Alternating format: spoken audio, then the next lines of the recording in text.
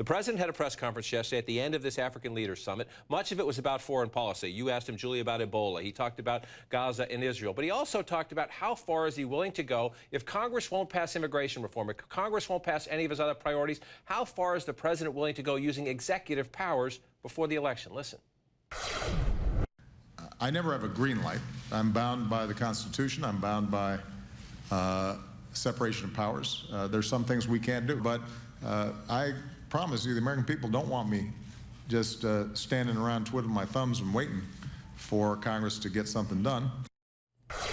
So the question then is what? We're waiting to see how bold he will be on immigration. Will he say, give people who are undocumented? Will he try to say you have a legal right to stay? Some Republicans say that would cross the line.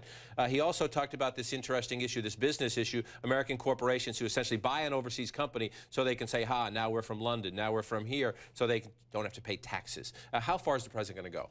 Well, I think what's interesting about the inversion issue, and this is actually something similar to what happened with immigration, is that the Treasury Secretary Jack Lew said not too long ago that this was something that the administration didn't actually have much power to control because it really is a tax policy issue, and that's something that's in Congress's authority. But now, over the last couple of days, we're starting to see both the president and Jack Lew say maybe there are things we could do. It sounds like what they could do is basically provide incentives that would make it more likely that companies would want to stay in the U.S. and would make it more unlikely that they would want to leave. You're not going to see them be able to go nearly as far as Congress could go, but again, that goes to the president's point. I can only do so much here, but I'm going to do what I can. And to that point, Peter, whether it is the immigration issue, Republicans have criticized some environmental actions. We're waiting to see more climate change actions. We're waiting to see how far he'll go on immigration. As the president, talks about this politically, I'll do as much as I can. It's interesting. On the one hand, it shows that he's frustrated and wants to get some things done. On the other hand, it also shows how limited he is in his abilities. Yeah, and he's said this going back to his, earlier this year, that he was going to do this, and he's sort of following through and telegraphing pretty clearly what he's going to do.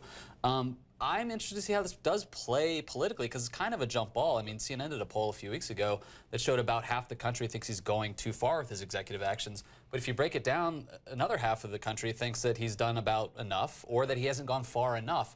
On immigration specifically, I think this is an issue, look, that could motivate both sides, right, but it really tends to favor Republicans. Conservatives seem to be a little more animated about immigration issues, especially in a midterm year. Yeah, so if he grants legal status, especially, right, exactly, then we'll see what happens. Some of them are, that's when the impeachment word could come back up. We'll see on turnout as well.